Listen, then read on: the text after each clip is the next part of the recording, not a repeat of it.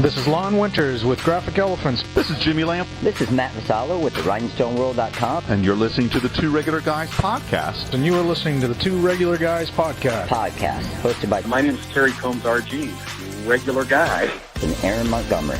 We're just regular guys having fun and trying to make a living in this really cool and exciting industry. I think we all want to succeed 100% of the time.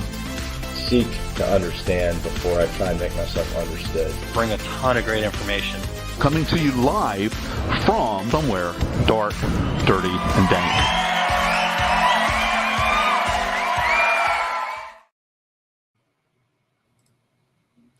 Welcome to the show. It is Friday, August 4th, 2023. I'm Eric Campbell, sitting in very obviously for the talent Terry Combs, who is currently out. And you can find me at ericcampbell.com. With Terry not here, we got to give him a hard time somehow. But okay, sure. we'll find that later. But my name's Aaron Montgomery, and you can find me over at oursuccessgroup.com. Eric, exciting day today. We are going to be talking to Jeremy Picker of AMB3R Creative. I always want to say AMB3R Creative, but you have a hard time with the date. Okay, we're good. We got this. No, Jeremy's awesome. He's been on the show many times before, which is fantastic. And he's always kind of, Eric, been our go-to guy when it comes to certainly trends. I don't know anybody that keeps up or has the eye for a trend as much as Jeremy does, first and foremost, but then just the creativity too. So, when we want to talk creativity, Jeremy's who we go to. You actually got to see and here, if you're on the podcast side, make sure you come and catch the video version of last week's show.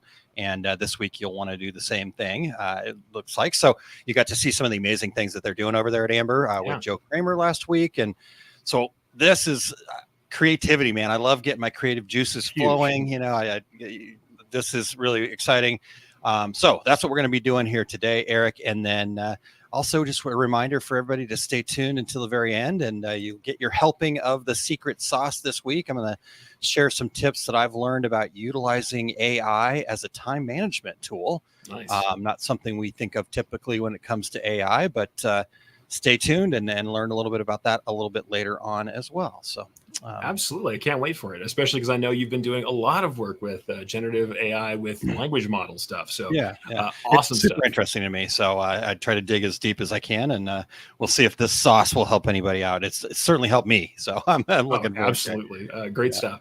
Yeah. And also, as usual, we have the news coming up, and we have Cassie coming in from the apparel list. And we could not be more blessed than to have this lineup today. So why don't we get into the news? Let's do it.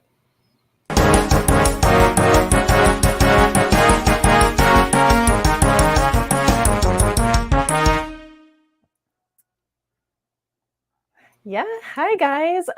Super excited to listen to Jeremy talk, by the way, because he's one of my favorite people to listen to when it comes to like you were saying, talking trends, talking creativity. So great show in store for everybody today. A couple quick headlines for everybody. Start with number one. Event recap, WB Week doesn't disappoint. So on July 19th through 22nd in Fort Worth, Texas, apparel decorators from around the country came together to learn more about water-based printing at the annual WB Week event. That's hosted by Made Lab. They have several sponsors. The event was split into two sections this year, one more targeted toward beginners, one more targeted toward advanced users. It was incredibly well received. We've heard nothing but great things. One of my coworkers was there, and she said it was an excellent event. Not only did attendees get plenty of takeaway tips and advice, but they also got hands-on experience with the equipment using water-based ink. I have a few more thoughts on that, but first I'm going to read my second headline for this week. Recap, discussing apparel industry challenges, leadership qualities, and more at Shirt Lab 2023. So second event recap, but there's a reason for this, I promise. So this year's Shirt Lab event, which was held in New Orleans from July 28th through 29th, centered around better ways to develop and run an apparel decorating business. So some of the presentations that were there included how to build better communities, utilizing collaboration techniques, maximizing revenue with drip marketing automation, and more. So the point that I'm trying to hammer home with talking about these events and doing recaps is to just point out that there's so many great industry events. I mean, Aaron's been part of several, Eric's part of several, Terry's part of several. You can find great events around the decorated apparel community to get technical training, like learning how to execute a high quality water-based print. But it's also equally important to make sure that you are continuing to learn how to run your business more efficiently. Time and time again, this is the feedback we get from everyone in the industry. So, there are great hubs, great opportunities for that. Make sure to visit Apparelist, because we like to keep a comprehensive lineup of all of those events on our site, connecting you with the right events where you need to be, all that good stuff. All right, third headline this week, guys. Proposed California textile recycling bill hits delay. So I do want to share about this bill. Earlier this year, we at Apparelist reported on SB 707, which would have made California the first state to require its fashion manufacturers to help set up a free collection site in every county where consumers could drop off unwanted items. You might think this doesn't apply to apparel decorators. It absolutely does. Under the language of this law, many apparel decorators would have been classified as producers and would have had to help pay for this bill and foot the recycling cost. The collection centers would have been funded by imposing a fee on the brands and other companies selling the covered products in the state. However, the bill has since been delayed. So if you're in California, it's been delayed. There's a lot of language and requirements in this bill that many parties, including our subject matter experts, felt need to be refined. It centers around extended producer responsibility, how that looks. It's very complex, but we all need to think about the widespread implications of not only sustainability in fashion and textile industries, but also what realistic change looks like. So let's continue having those conversations, guys. That's everything I have for you today. Erin, Eric, back to you guys.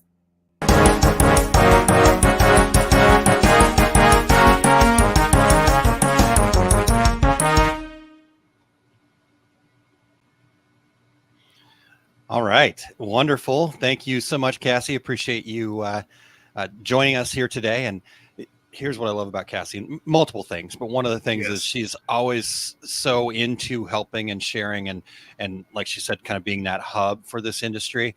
She's actually on vacation right now and coming to us from a different location. Made sure she was all wired in. Thank you, Cassie. Very good. And we always do that on the half. We do our little silent clap. Well, here's our silent applause. So thank you, Cassie. You very much. All right. Well, let's real quick. We've got some regulators already checking in, so they're excited about getting some creative muscle built. Let's get going. And so let's say hi to some of them here real quick, Eric. We've got Todd tuning in this morning. Fat Dad Wholesale, good morning. Hi, and Kingsbury Crafts, good morning.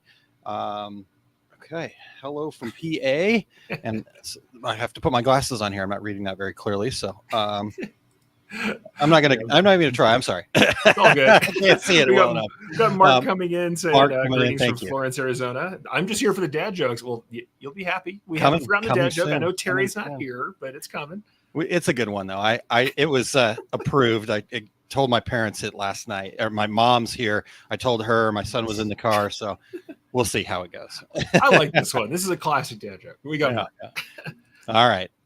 We got Angelo checking in as well. Multitasking as usual. Yep. Good to see Ramona checking in. Hello.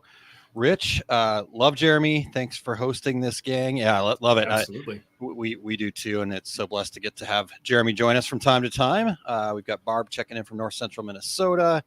And just appreciate all you guys tuning in. Take a quick moment here. Obviously you don't want to miss the dad joke, but at the same time, take a quick moment and get out there and share this opportunity to learn and grow and get your creative muscle on. I'll stop flexing at some point.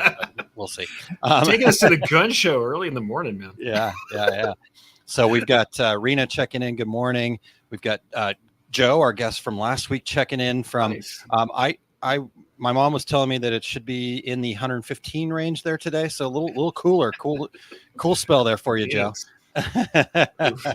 And Martha checking in, and Jeremy is pumped. All right, cool. Well, let's quit stalling here. Let's get to the dad joke. We got a little bit of housekeeping to do, and then we will get Jeremy in here.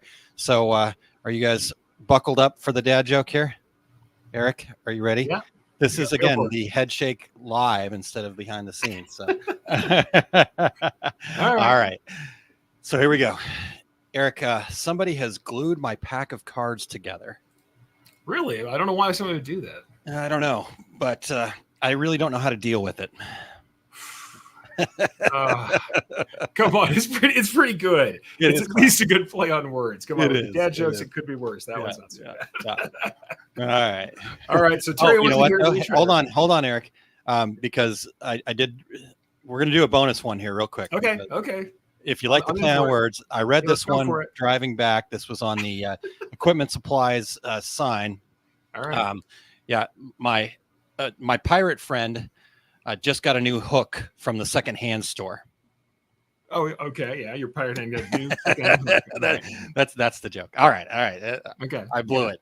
Okay, let's get. It's all good. It's all good. It didn't get any better, huh? They don't all land. I mean, kind of. They don't have to land. That's the point, though. I love that. Ramona says, "Did you two rehearse that one?" Oh no, that is live. I felt like that. Sad how good we are at that. All right. Mark's groaning. Everybody's rolling. I get it. And Fat Dad says, I'm glad I stuck around for that one. So yes. Glue stuck around. All right, man. Good enough. Let's get into the housekeeping. We got some things we want to share with you guys first. But hey, before we dive in, thanks to everybody here for checking out the Two Regular Guys podcast. We need your voices. We would love to have the regulars be part of the show intro. So if you want to participate, go to decorators.inc/intro. And you'll be able to get in on the intro setup. So read a few sentences to be part of every show. We've already gotten a few, but don't be left out. All right. So along with that, you guys know we are always looking for new guests. We had some awesome guests recently, but we have slots for more. If you or anyone you know would like to join us, go to calendly.com/2regularguys. That's the number 2, since Terry is not here, to book a future episode, or to email us at info@2regularguys with your show ideas. Yes, now, indeed. If you're listening to the podcast for our show, we would appreciate you sharing the Two Regular Guys podcast with your industry friends so that they can become regulators too. We'd appreciate you giving us a review on Apple Podcasts, Spotify, iHeartRadio, Amazon Podcasts, YouTube Podcasts, or wherever you do your podcast listening. And if you're watching us live right now, please join in the comments, questions, the joke replies, or any of the above, and share this with your friends live so that they get in and hear all the awesome stuff Jeremy's got in store for us. Yeah. Definitely. And speaking of the intros there from earlier, Jeremy said, hope you got mine. And we absolutely did. In fact, my guy's working on it now. So maybe by next week, we'll have a new intro or two. So we'll see. Nice. We got some really good ones over the last. So you guys are starting to get there, but keep them coming. We can always use more. Don't be afraid to be funny. Some of you haven't. yeah. But some of you have. So yeah. well played. No, they've all been great. Jeremy's was fantastic. So love it. Speaking of Jeremy here, Eric, yeah, let's get him in here. We've kind of gone away from the whole bio reading thing, and it's just we'd rather hear from them, right? So let's go ahead and welcome in Jeremy here. There we go. Thank you, Eric. Welcome, Jeremy. Thank you so much for being here, man. Thanks, guys. I'm excited to be the third regular guy. Yes, look at this. Third regular guy joining us here. So as I mentioned earlier, Jeremy, we've been really grateful to have you here joining us in the past, and we always have a wonderful conversation and tons of great insight for all the decorators community. But just in case people were maybe under a rock, or they're new to Two Regular Guys here. Yeah. Tell us, to start us off with telling us a little bit about yourself, kind of maybe what brought you to the industry. I always like to get the 101. So give me the Jeremy 101 here. Wow, that's 101's tough for me, but I will try. Okay. I'm good with brevity and writing. When it comes to talking, not so much. That's okay. So we can do 201 too. I'm fine with all right. We'll see. You just cut me off. So I've been in the apparel industry kind of even on the outside, probably since I was in junior high. My older brother helped start a clothing brand back in the 90s, Action Sports. And so he's 11 years older than me. Growing up, every break I would get, I would go out to California, and he was in charge of all the production. So I would hop in a van with him, and we would go to a cut and sew facility, a dye house, screen printer, embroiderer, jewelry maker. And I never really wanted to be in the apparel industry. I just loved being with my brother. But the whole time, I'm just there with him, learning about everything. Yeah. I actually wanted to be an engineer, but once I started taking calculus 2, I said, this isn't for me. My brain doesn't work like that. And, it kind of fell into it. My mom was a seamstress. She taught me how to sew before I could swing a hammer. I did sewing and cooking growing up. And Just love that. But after college, my brother connected me with a band merch company out of Nashville. And from 21 to 29, I was on the road living in a suitcase, toured the world with a bunch of different bands, and I was selling merch. So I got that retail live event side of things. Nice. But my wife, after a while, was like, you can't travel anymore. She was my girlfriend at the time, but I was traveling. She didn't like that. So I got off the road. I was pretty tired, and I was like, what am I going to do? So I got a normal job making $9 an hour in Arizona there, working at an applique company. And they did all the R&D for Abercrombie and Hollister. And so I was just sitting there in the Phoenix traffic, getting paid nothing, like counting letters, A for Abercrombie. And we had to put the whole thing. Wow. But the whole time I'm like soaking it in, trying to figure out, why are they using this stitch? Why are they using this fabrics? Putting two fabrics together, and just really trying to ask as many questions as I can. The people that manage me were probably sick of me because, they're just like, dude, we're just here for a job. Stop asking questions. But I was really interested because I was always on the other side of the merchandise industry. Well, I had a business partner, a friend from the music industry, and he was on the manufacturing side. So he would send out all the merchandise on the road for me and the bands. And so we had a great friendship, and I'm like, hey man, I have this really cool decoration technique. And back in 2008, it was, few and far between here domestically. Lasers were expensive, bulky. And so I'm like, hey, let's offer this to bands. And he's like, man, I've been waiting for someone like you to help me start a business. He had a business plan, but he didn't want to be on the operations and creative side. And so I quit my job, but I told my boss me and Joe actually worked for the same company at different times, but that's how we ended up meeting. But I was like, hey, I'm quitting, but I want to become your customer. And so 2008, quit everything, $5,000, and started Amber. And our whole focus, we wanted to bring, our tagline is fashion to the people. So we wanted to bring all these cool decoration techniques, cut and sew options to normal everyday people, businesses, restaurants, churches.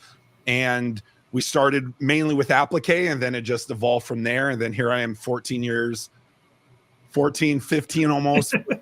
later. Still doing it. As you all know, I love merchandise. I love talking about it. My hobbies are merchandise, so it's sad, but it's what I love.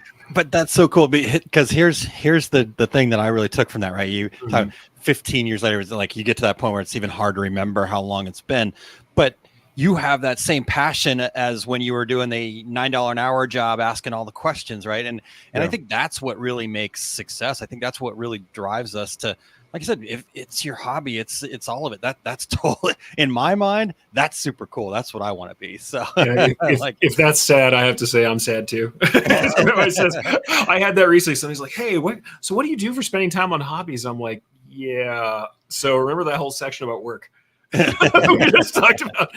That's also the hobby part. There's also a fun side to that. Other than baking bread, merch is pretty much all I do. Now I have to say your bread posts are fantastic. So, but at the same time, like, yeah, I'm with you, man. It's like I was that kid asking all the questions too, and I have to say, if there's a first tip for you guys to know about being creative, that's the first tip: is ask all of the questions. My gosh, I mean, be curious. Be curious. The beginner's mindset doesn't always come easily to folks later on. Develop it early and hang on to it. I mean, for real, it's probably one of the best things you can do. But for sure. With that, and we have a couple of comments here that I want to bring up because it's good. Because Joe says sometimes fashion chooses you. That's right. It did. The apparel industry grabs a hold of you sometimes, and then you wake up about 20 years later, figure out you've been doing that for a minute. And Jerry says we were all sad then, so everybody's coming together. I guess that is awesome. That is awesome. Glad to see everybody here. All right, but with that, I want to get into the meat of this thing, right? So everybody kind of feels like they are too busy. Every time we talk to people about kind of creative stuff, they're like, man, I'm too busy. It is fast paced, the nature of us kind of kicking out orders, especially in a regular custom deck shop. But with that demand, how do you feel we should find that time and space to delve deeper into those client projects beyond kind of that initial presentation that just like, here's the thing I need, here's my shirts, like, here's what I'm looking for. Yeah. What do you suggest we do to get deeper into that? Yeah, I mean, it's hard. The speed of our industry is so intense, as we all know, whether you're a distributor like me or you're a manufacturer like a lot of your listeners, you know, that you have to make an effort to slow down sometimes. And it's probably usually at night or on weekends because, you know, the shop is just roaring during the day. And, you know, it's tough. You can't necessarily do it for all your customers, but you can start with, you know, your core clients, ones that have been with you for a long time or bring you the most revenue. Those are the best, you know, type of clients to really go deeper with. And there's kind of two ways to do it. You want to do it, you can do it in a group setting, which is social media a lot of times, share or email newsletters, sharing to everyone with no real specific, you know, pitch. And then you can do it personal with, like I said, your core clients. So there's a lot of ways to do it. One is follow us at Amber, you know, go to Eric, watch the take up on this afternoon, you know, finding new ways to think beyond just receiving the order. You know, we all want those easy orders. We want to not put our hands on everything, but as technology gets better, as pricing goes down, as the landscape gets more competitive, how are you going to stand out of the crowd? And what I see, and again, I'm biased because this is the side of the industry I love, your ideas, your creativity, you're feeding your customer to be that partner versus just a printer, just an embroiderer. That's what's going to set you apart.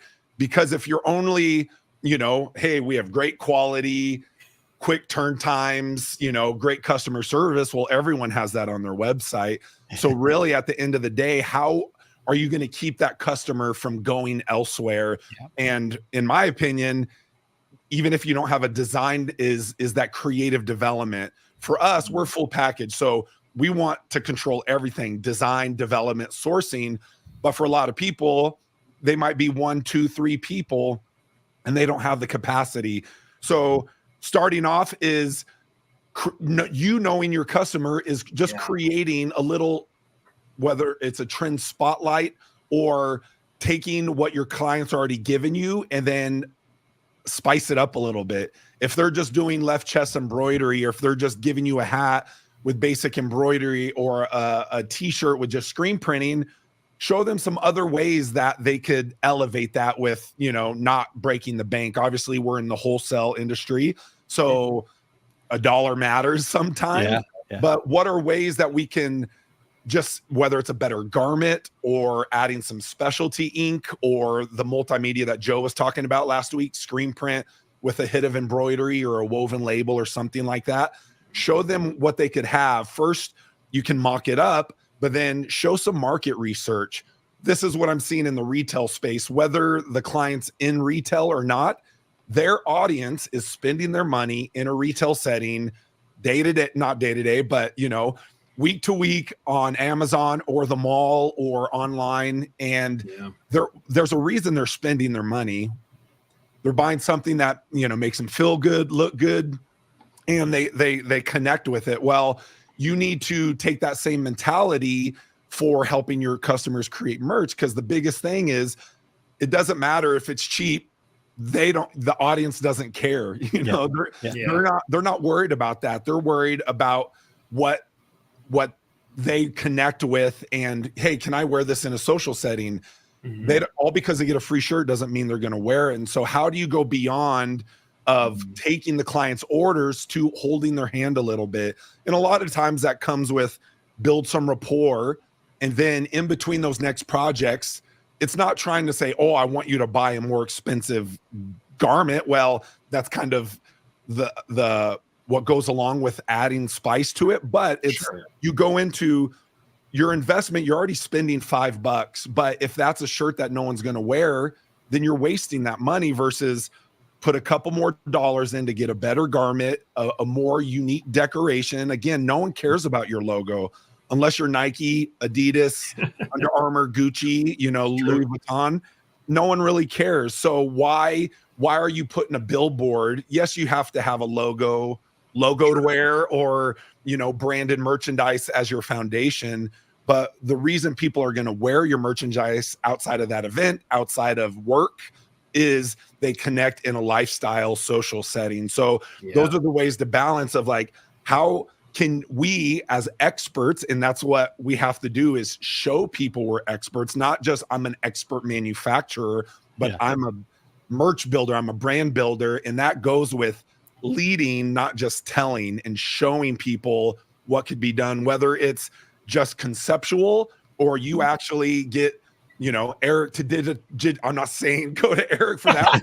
I'm just saying, hey, Eric, I need some, cool stitch work, or hey, can we do an applique for this, and show the customer. And a lot of times they're going to, whether they go with that or not, it's building credibility in their mind that you are the thought leader, you are the expert, and that they know they have security. Like Joe said last week, that you can handle my basic garment.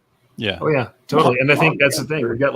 We got Jerry here asking, how do you send an email and not pitch? And I think that's the thing. It's just like the social media stuff.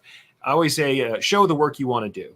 Show the kind of work you want to do, to show the work you're capable of. And if you're just showing that work, whether it's like the shop shirt concept where you do a self-directed project that has all these elements in it, or if you really are, you're bought in, like Jeremy says, core clients, someone who is bringing you revenue, make up a concept for them. Spend a little time, spend a little money on the effort to make up a concept for them, send that to them. And if nothing else, the other thing I'll tell you I've done before, show other people in the same segment. The one I remember distinctly, we used to do email campaigns where I would put out, hey, check out this cool new stuff that's going on in the restaurant segment. Here are all these new graphics, but I would actually show work we had done for one of the primary restaurants in our town that was well thought of. And so everybody else who was from another restaurant went, wow, they do the work for X Cafe. Maybe I need to get that work done there too. So there's also there's some social proof. There's all of that kind of mixed in, and getting to show the kind of work, all that you show, that little secret sauce, that extra spice, the thing that you add to everybody. It doesn't have to be a direct pitch. I think it's like, yes, is there pitching, but like, as Jerry says, it's not, here's the price and here's the stuff and pay me and get the thing. It's here's the interesting stuff you might want to be aware of. I'm just showing you some cool information, some excellent decorations and garments that are something you might want to think about. And that's just a very different kind of pitch, I think. Yeah. And in feeding them ideas, that's give, Gary Vee talks, give, and then ask.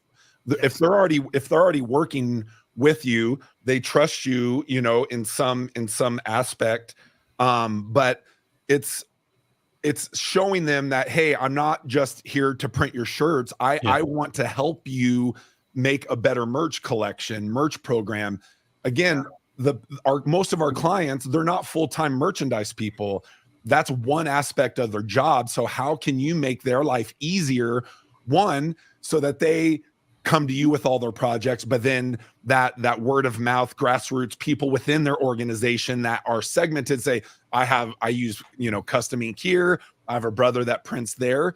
Well, it's easier to go deeper, right, with our current customers than in trying to acquire new ones. So, to on Jerry on the pitching, don't pitch. Just let people see what's possible, because while we want people to go direct to applique or woven labels or all this specialty stuff, they have to know what's possible first. And if you're a small shop, you can't hold everybody's hand. That's why you do it in that group setting of, decoration of the month or project of the month, a new product that would really go well with, puff ink or tonal prints, just showing them, again, market research, showing what you're doing for your clients, and then just letting people know that there's options beyond your basic embroidery and your basic screen print. And my whole business was built off of the conceptual. Just recently is when we started showing people our product that we're making for ourselves, self promos. But the whole time before, Angelo, me and him would talk about an idea. He would sketch it. He would put some market research together, and then, hey, we just saw this really cool technique. Let's push it.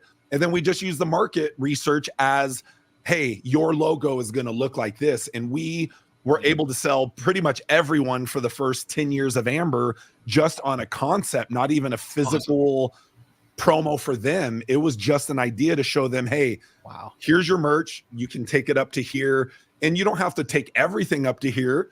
Again, you can have your lower cost things that, you know, might be for giveaways, but that one special piece that they get for Christmas or a special event, that's going to be the item that you're going to hear about for years, that I still wear that 3 years later.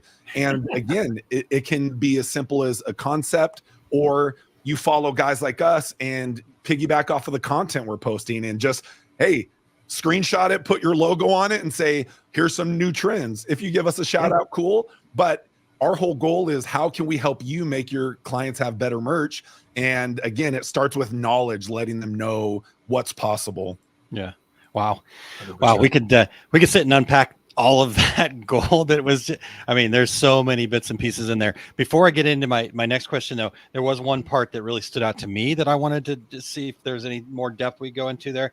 But I love the fact that your suggestion was, you know, going with those partners, those people that you're already working with, and thinking of them as partners as opposed to just transactions, right? Yeah. Because you also talked about, you know, how costs can matter and stuff like that. But I think sometimes decorators get themselves into the trap of being focused on not necessarily the partnership, more about the transaction. Yeah. And then from there comes this whole idea of, we're now talking about cost instead of value. Right. And I think a lot of people think those two things are the same, but they're very, very different in my mind. So Jeremy, what are your thoughts on that? Yeah. I mean, the cost of something is just that raw transaction. Yeah. And so many people, most people that we deal with, you know, how much does it cost? Oh, I'm getting quotes from around here. Yeah. And you really have to deflect that, because even just spending time on a quote that doesn't go forward is time wasted that you could spend on your current clients to have a phone call to say, hey, what's coming up? Can we get something on the schedule? Hey, we're offering promo products now. Have you thought about that if you're not currently asking for that? And the value comes when we're creating the shirt. We're a big part of the merchandise cycle, but the merchandise really doesn't start until we deliver it to our customer. They still have to distribute it. They still have to store it. They still have to promote it. And that's money sitting on the shelf if they can't get rid of it. So you could make even an awesome product, but then how do you go beyond to create that value? Hey, customer X, how are you distributing this? Is it free? Are you selling this? And use your experience to give them ideas, because you can't compare costs. Like, people are like, well, person down the street's $1 cheaper. And you say, well, that price doesn't include me and my ideas and me helping you. Again, it's your transaction's not done. Your transaction might be done when you deliver it to them, but your customer isn't. So how can you walk with your customer? Again, you can't do it with everyone. You got to be very selective with your time, especially if you don't have the resources. But most likely 80% of your revenue is coming from 25% of your clients. So you just start with them and show them, say, listen, this is the cost. And, you know, let's say you're retailing it. Yes, you can have bigger margins, but look at the retail setting. Why are people paying more for this product? And why do you see it out in the streets? You go to the thrift store and it's a graveyard of 5K shirts, nonprofit giveaways, boring corporate t-shirts. Yeah. And the pollution that's happening, and we're part of that problem because we aren't speaking our voice to show people the value isn't in the cost, right? It's the return on investment, or cost per impression is what we use, because it's hard to do a ROI when you're giving away shirts. It's tough to track that physical product, but that the more the person wears it or uses the product, the cost goes lower. It goes lower per that impression. For an ad on, you know, Google or Billboard, you're paying lots of money and the return is going to be very minimal. Merch is actually going to have a greater return if they're wearing it, if they're using the product. So that coming down to show the customer, yeah, they might be a little more, but here's what I'm going to help you with beyond just that product. We're going to give you ideas. We're going to show you. And again, not everyone, you want to align yourself with people that value those things. So it took maturity and years of, getting turned down to get to the point where, why am I wasting my breath and trying to convince people that all these specialty things, these retail ready is important. If they don't want that, then I don't want them. And I think that's the hard part of selecting your clientele, but you have to know what that vision is. You have to lead with those ideas and your target market so you can go deeper. You're just going to, we all can be profitable if we give good service, quality merchandise, and a quick time. You can do that forever, but do you want to do that your whole career and just be in that grind? How do you create that breadth without, hitting the floor on sales all the time? If you have salespeople, cool, but most of us, we're all doing it ourselves. So how can we take advantage and, again, talk to the group and then focus on the specific people that are really going to pay the bills? Well, and in that case, it really is partially for the product to speak for itself. That means you got to show your work, like we talked about earlier. The stuff has to be out there in front of people. And we do have to kind of advocate for the value to the point where we just realize, hey, and also for decorators, I'm going to say this as a decorator myself, some of the things that I've done that have made the most impact, some of the decorations I've made that made the most impact didn't have more stitches, more materials in them. They were more creative on the design side. Yes. So it made putting in more effort or even putting in more material costs doesn't even always reliably up value. It has to be something where your customer, you're on the right brand. Like you said, people are looking for a culture that they fit with. And I think that also kind of expands to things beyond the product itself. So it's also how you present yourself. And on that kind of note, watching you in the industry in which you do, we know that your creativity goes beyond just the product side, because you guys also have really great creative promotions for the company. You have great, and also, hey, shop shirts, which are promotional and are partially product. But how do you suggest kind of implementing creativity in other parts of the company? So you're trying to make that creative brand experience, both for yourself and for your clients. What are the kind of things that you bring to bear on that? What are the kind of tips you have for starting that? Yeah, obviously, business, it's a holistic thing. It's not, hey, you could be good you could be the best embroiderer, but if you suck at sales and customer service or processes, it doesn't matter. So it's, and creativity is not just graphically, even though that's what we talk about a lot, or on the fashion side, it's, how can I do more with less?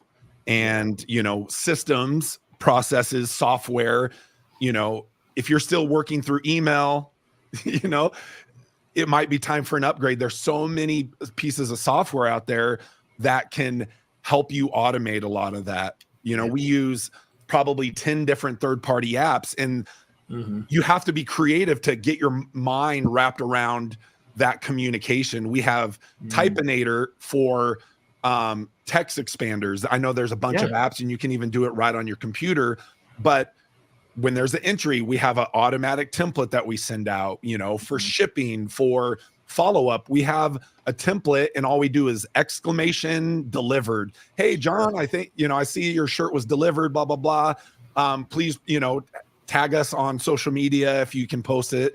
You have to engage people. So having that creativity of how can I take what I'm doing, email, phone calls, and allow myself to do 10 times that in the same amount of time. And so I think one, creativity on the internal stuff. Number two would be on the marketing side. There's so many people in this industry that talk the game of creativity and all the buzzwords, but are they leading with that? And that's the biggest thing with us. We have awesome business cards.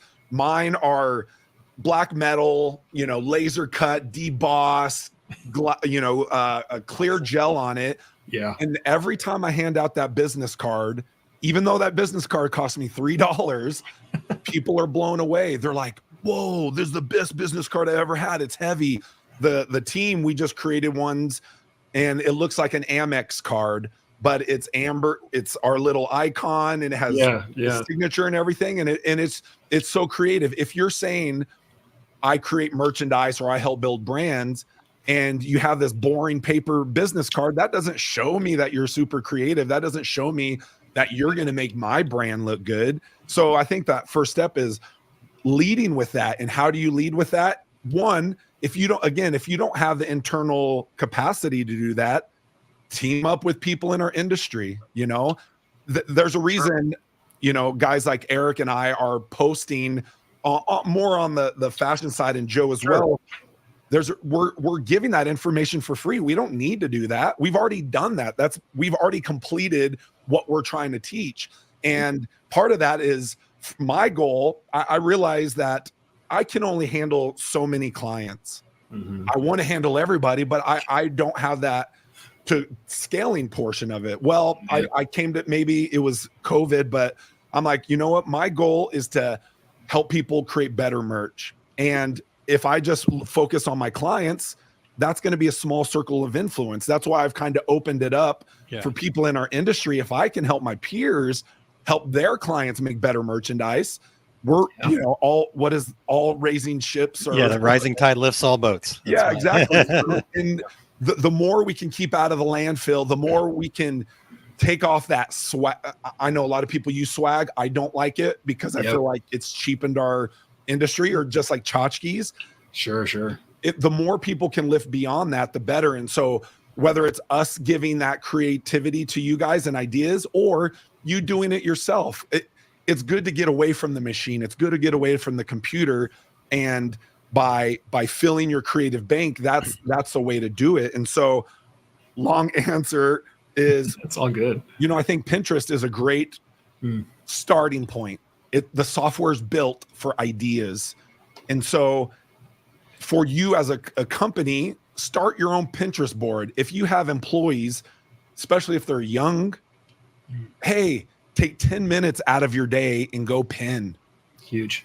I guarantee anyone you ask in your organization will say yes, that at least a young person, because they'd rather be on the computer or phone than what they're doing. That's a great way to start. And you come up with this kind of vision, knowing who your customers are and what your specialty is. If you can do patches in applique in-house, awesome. If you're great with specialty embroidery or awesome digitizing, let's focus on that and start building these boards to have a library to refer to. You don't have to be thinking about a certain customer for everything. Yeah. I'm always saying you constantly feed your creative bank. That way, when that customer comes looking for ideas, hey, we're looking for something new for Christmas gifts, instead of just offering a North Face jacket with a basic embroidery, show them what else is possible. And all you have to do is refer back to your Pinterest board. For me, because I love it, it's all up in here. I know everything I've added. And can you actually show that? Yeah, absolutely. Jeremy, let's do this real quick. There's so much to unpack here. Yeah. I want to take a real quick break here so we don't interrupt. I want you to keep this flow going, but we got to take a real quick break. Of course. And then let's come back to this. And I can't wait to see that. So Eric, whenever you're ready, sir. Absolutely. Do you feel like you've spent countless hours and thousands of dollars trying to achieve your goal and are still spinning your wheels? Do you feel like you're not achieving your important goals due to a lack of support or accountability? You need a facilitated, transformative mastermind group. Not just any old mastermind group, but one that's facilitated by certified success principles coaches. Stop being trapped in the cycle of stagnation and join a group of high-achieving individuals raising each other up. Visit radicalgoalgetters.com to apply for your spot today. It's time to achieve your number one goal for 2023 and set yourself up for a successful 2024. You will achieve a goal you had a hard time believing was possible and find a community of support and accountability that will lead to more self-confidence. There are only 5 available time slots, and each group is limited to 6 people. Groups are forming the week of August 7th. Head to radicalgoalgetters.com now. All right, you guys, I just had to share that. Today is the last day to get registered for that, so we had to share that. But Jeremy, this has been incredible. There's so much good stuff here. So let's just keep heading down that road. We've also had a lot of really great comments from the regulators too. So Eric, if you want to bring that board up real quick, and then absolutely, Jeremy, we're going to just wind you up and let you go again. This has been fantastic. Yeah. So again, how do you feed, a lot of people say I'm not creative or I don't know where to start. Again, the Pinterest board for me, I've been doing this over 10 years now. And so you can kind of see how many boards I have. I mean, everything from headwear to woven labels to lapel pins. I mean, anything and everything retail display. So again, that's my hobby. I don't expect you to have an awesome one like this. If you do have an awesome Pinterest like this, then we'll be friends because I really love Pinterest. But again, I'm putting stuff on there that is attractive to me, that resonates to me. One, if I can know the marketplace, when a customer comes to me and they tell me their vertical or their audience, then it really helps me go back and dial down what is going to be good for their audience. Again, it's not just about your buyer, their tastes.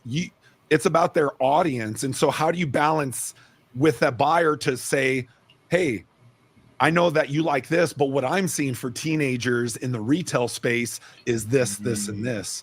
And again, it's a reflection of what you're doing behind the scenes. It builds credibility. That's why a lot of people come to us for trends, is because we're leading with that and we're just showing them what's possible. There's so many people that on the promotional product side, they sell 10, 15 times more merchandise than we do, but they're tired of it. It doesn't get them jazzed up. It's just boring logo slaps, creating widgets.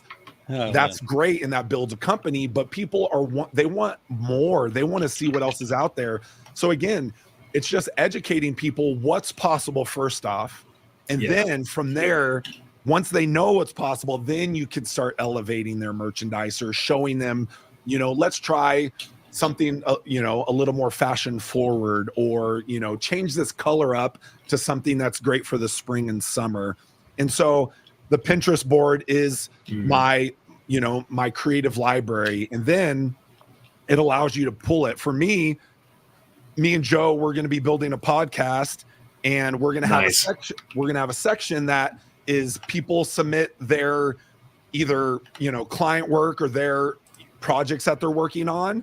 And we'll come up with 3 to 5 different creative ideas to tell the customer, hey, add this specialty ink, or maybe just put a woven label. We're gonna ideate on demand, basically, to help people come up with the ideas. Again, I understand that people don't have that time, but we want to take that wall of difficulty and rely on us, because we love to do this. And that's why we've kind of slow down some of our client work, and we're starting to shift the business a little bit to helping people in our industry more, creating social media content, creating marketing, so we can make a bigger impact in our personal circle by helping all of you. And so again, whether it's digital, for me, I love the digital ideation, which is Pinterest, but I also love the physical, tactile thing. So again, whatever way that you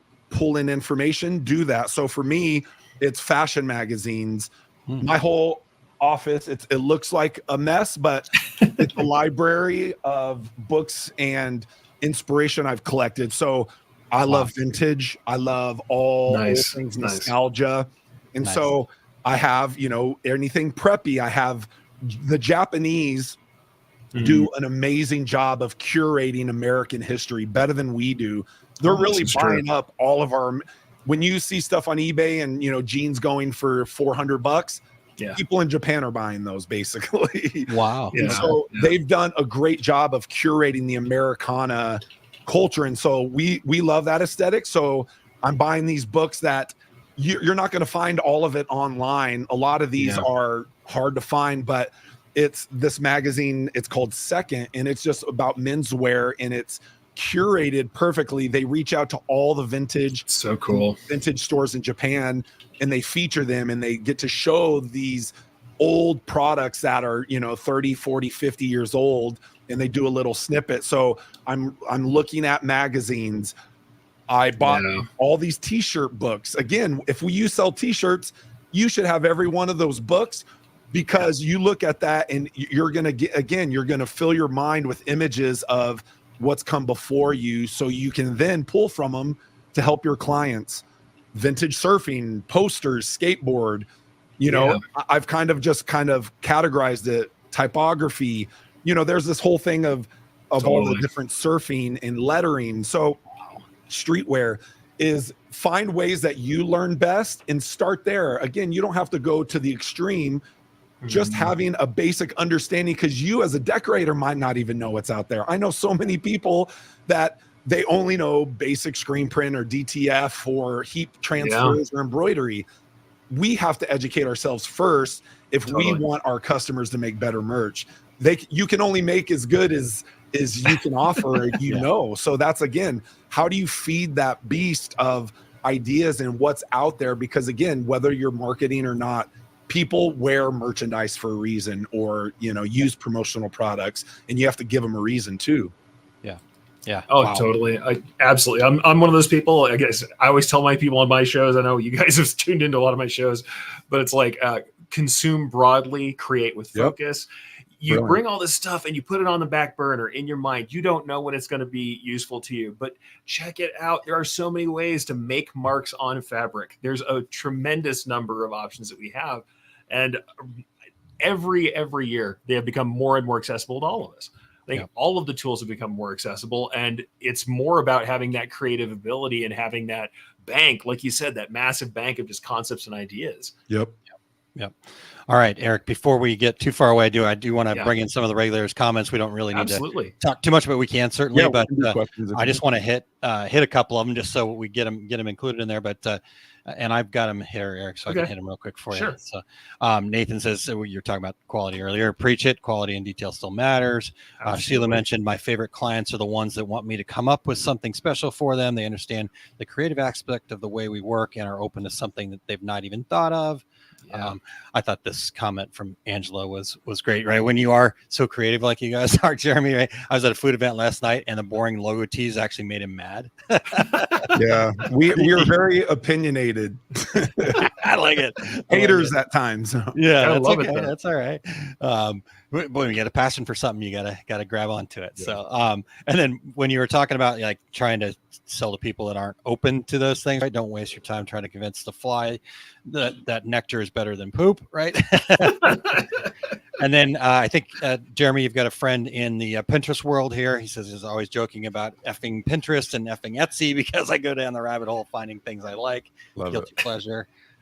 But that's stuff that's absolutely what influences us. I know a bunch of the stitch types I use. Anytime I use a stitch type, someone goes, "What is that? That's weird." It's because I've built something based on like a vintage piece I saw, or some fiber art that somebody was working on. But it's all about just consuming that stuff all the time and just kind of keeping it fresh. And then, real quick, to go back what you were saying earlier about the design aspect, if a lot of people don't have that in-house design, or their in-house designer is production artist, not creative artist.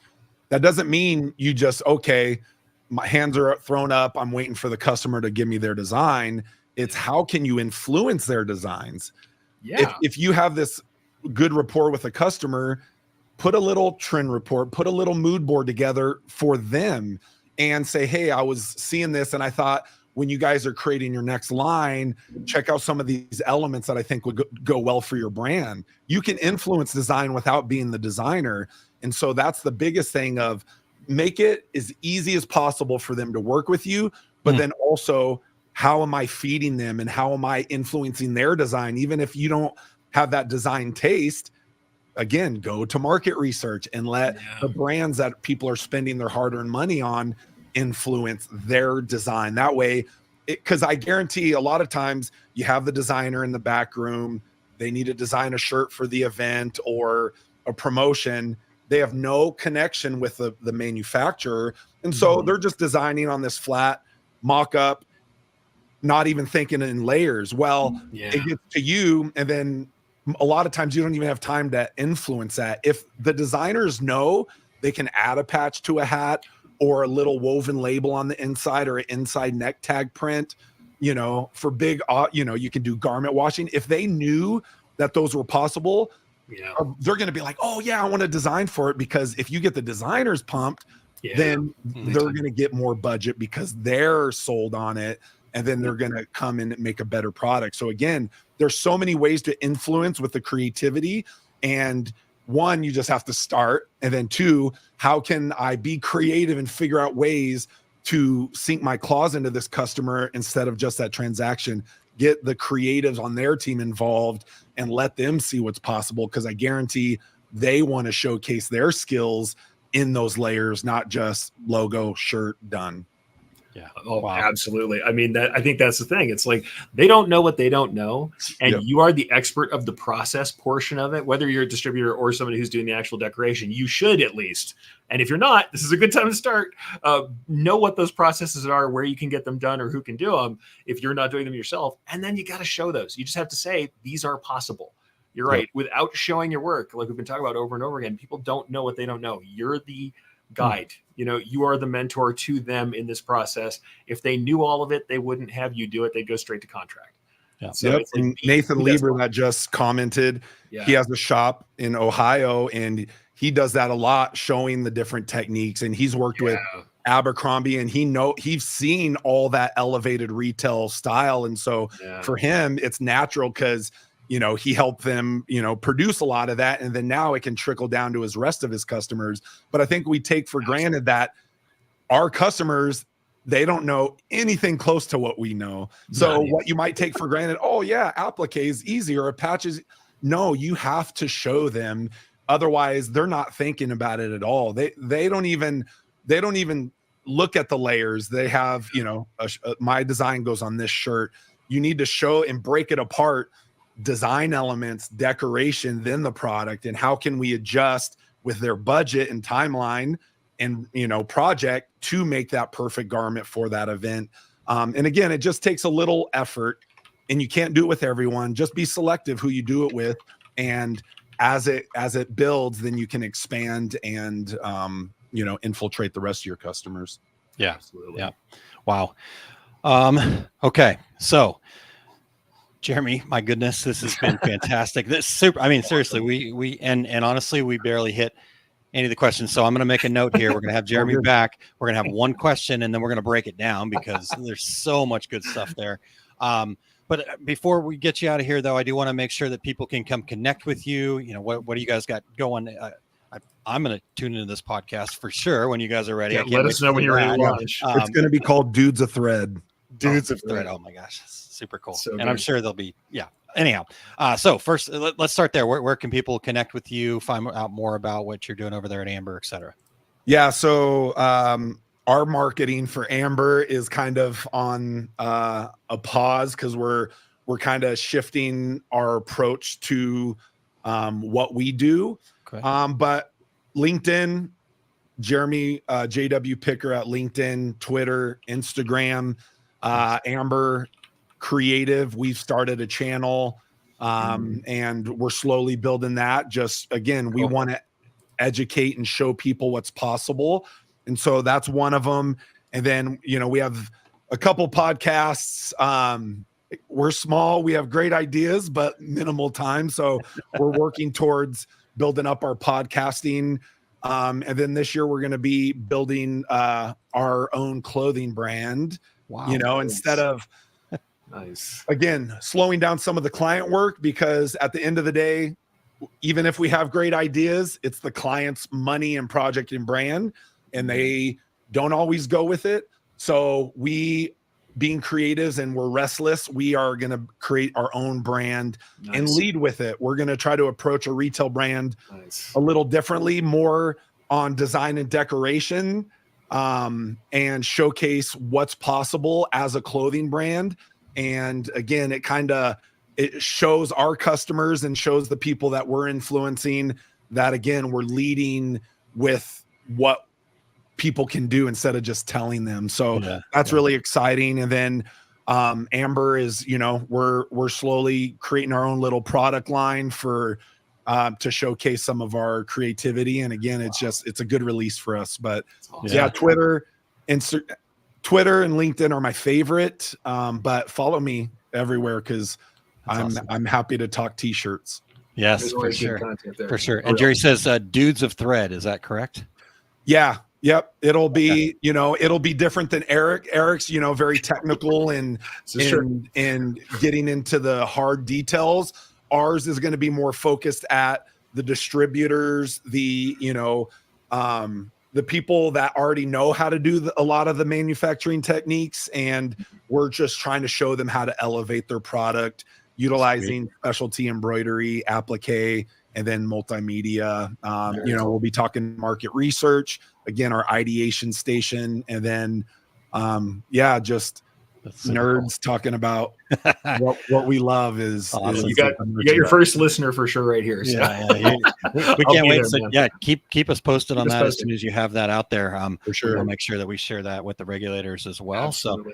So, and Jeremy, yes, we can't wait to have you back. And we probably had too big of a gap in there. I think must have what happened the last time. So let's fix that. We'll make this a little bit more regular thing. So if you need last minute, man, I'm always down to talk. I know you are. You're the best, dude. I don't think we'll run out of subject matter. So nope, I think we're good. Awesome, man. Hey, thank you so much for your time today. Really was great talking to you. You too. All right, man, just incredible, guys. I'll have to listen back to that one myself. Yeah, for sure, for sure. Well, like I said, just in that first question, we could go back and unpack the pieces of that. For real. I mean, wow, you could just listen to that first, 10-minute segment and like, oh my gosh, completely change the way you're thinking about things, the way you're doing things. So like I said, I actively follow Jeremy, so you can say I'm a fan. So for real, like that's a good show. You guys got to absolutely tune into the stuff he's doing. Yeah, for sure. All right. Well, like I said, hang tight. Don't go anywhere yet, though. I know we're going to go a little bit into bonus time, so we're going to be quick getting through here so we can get you to the secret sauce. If you're new checking us out, make sure that you are following us as well. The number 2 regular guys is where you can find us on most places: YouTube, Facebook. We don't have a LinkedIn page, but maybe we should. Who knows? But we should. Find us there. All right. Real quick, Eric, what I've got going on, you guys heard the little quick break about Radical Goal Getters. I just want to remind people, this is your last chance. Today is it. So I hate it when people go, oh man, that really, really would have helped me. Right? I'm kicking myself for not doing that. I'm kicking myself for not betting on myself. I said that on Wednesday in a program I was doing. You bet on yourself, right? Take that initiative and transform yourself in your business. RadicalGoalGetters.com. The groups are starting on Monday. So like I said, we're going to pretty much close it down and get things moving so we can get information out to everybody after today. So that's the first thing. Next thing for me is I do have the Fundamentals of Business Success book. It's out there and available currently as an ebook. I'm taking pre-orders for the paperback version as well, in talks with a couple of publishing companies as we speak here. But for right now, if you want to go over to oursuccessgroup.com/FBS book, you can get in there. The book is all about kind of ditching the daily grind and finding the fun in your business. And it's got 13 fundamentals, and to me, it's a no-nonsense guide that's going to help you lay a solid business foundation. Right? We want to get into some more depth there, so check that out again at oursuccessgroup.com/FBS books. Last thing I wanted to share is Impressions Expo coming up here in September. I will get to be a part of a wonderful workshop called the ABCs Design Print Market, and I'm going to be co-hosting that with the fine folks over at the Magic Touch, the gentleman from Corel Trainer, and also Creo. So the four of us will be presenting this full-day workshop where we're going to provide a start-to-finish look at custom apparel, initial design, final print. I'm going to bring as much business acumen to it so you can start building a foundation there. And we're just going to walk you through each step. And so if you go over to osg.link/ABCs, that will get you there. But Eric, what about you? What's on your schedule today and beyond? Well, today I have episode 163 of The Take Up. That's my Friday live show, and it's all about embroidery experimentation, alteration, combination, expansion, and constrictions. Believe it or not, I also had a show planned on creativity this week. So if you were interested in this show, you'll probably like the show that we're coming up this afternoon at 2:30 Mountain Time. Yeah. We're going to talk about the ways we stretch ourselves creatively, from the simplest material switches to developing new textural techniques, specialty stitches, and the like. How can we alter, combine, expand, and even constrict our creative conditions to make new work that uses the unique characteristics of embroidery to their best end. So head over to ericcampbell.com. You'll see a tab at the top that says the take up. Click that. You'll get the full playlist of a full 163, just about hour and a half long shows that I do, as Jeremy said, technical and going deep, as I often do. So that's happening this afternoon. Also, I'll be at Impressions Expo Fort Worth. You'll start seeing promotions coming up for that soon. I'm doing a piece that's really, believe it or not, about selling embroidery, something that I don't always teach. And it's presenting embroidery's value proposition. And that is all about how we present embroidery, and we start to make the conversation more about value, very much about the stuff that we talked about today. So yeah, check that out at Fort Worth if you can get out to Impressions. Awesome.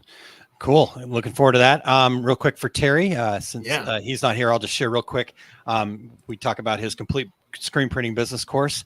And I know we've been talking about this for a long time, but there's a reason that they fill up every time. I've been in it, right? And even knowing some about screen printing, I've been through it a couple times actually, and I learned something every time. So check that out. He's going to be at Workhorse Products in Phoenix, Arizona, September 23rd through the 24th. It'll be much cooler than the 115 it is there today. And then if you want to go really get some cool weather, you can go check it out in Chicago at Atlas Screen Supply on November 4th through the 5th. He will then also be with us over there at Impressions Expo, and he's going to be speaking on DTG, DTF, and he will also be moderating a panel discussion. So get over there to Impressions Expo. But if you want to find out everything about what Terry's got going on, his kind of big book of travel, so to speak, you can check that out at terrycombs.com. So, absolutely. All right. So you owe us some secret sauce, my man. I know. I put it out there. I'm ready. I'm ready to deliver some secret sauce. So here we go. Let's go, man.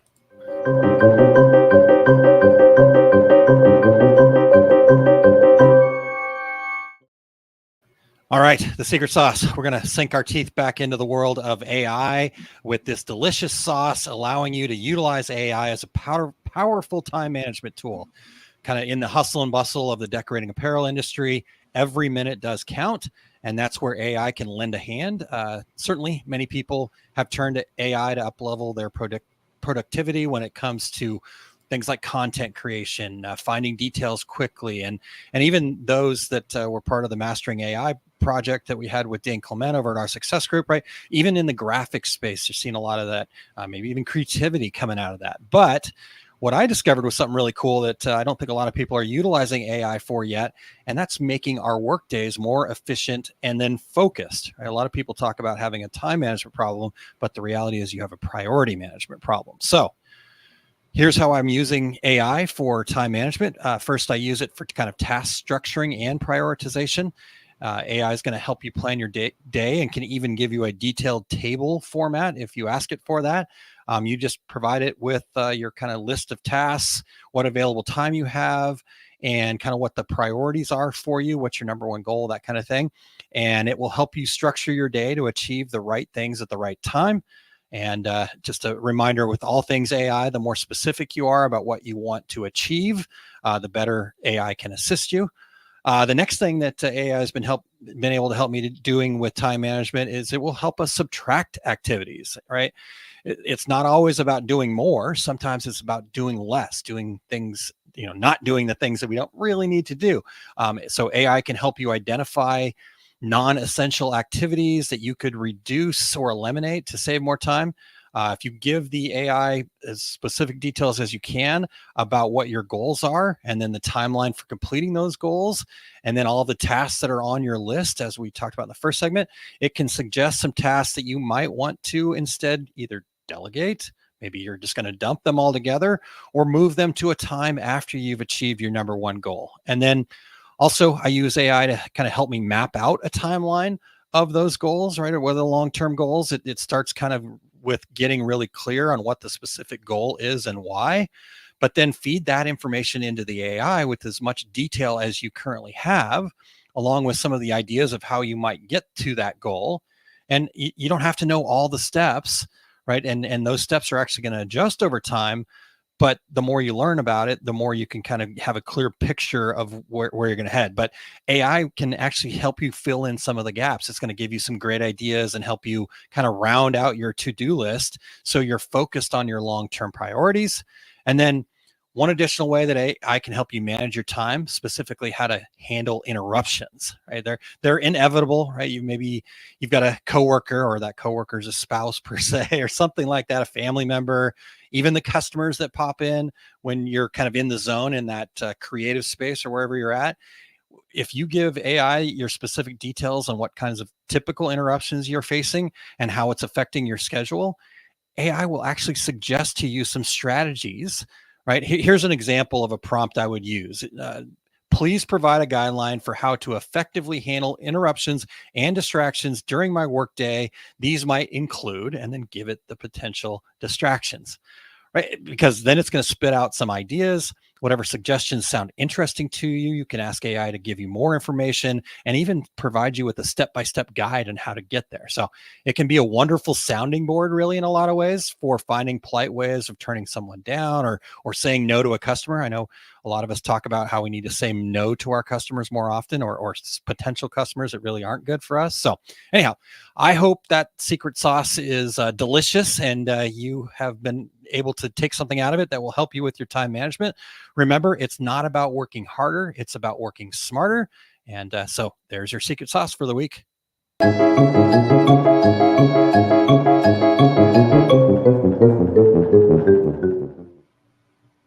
Nice, man.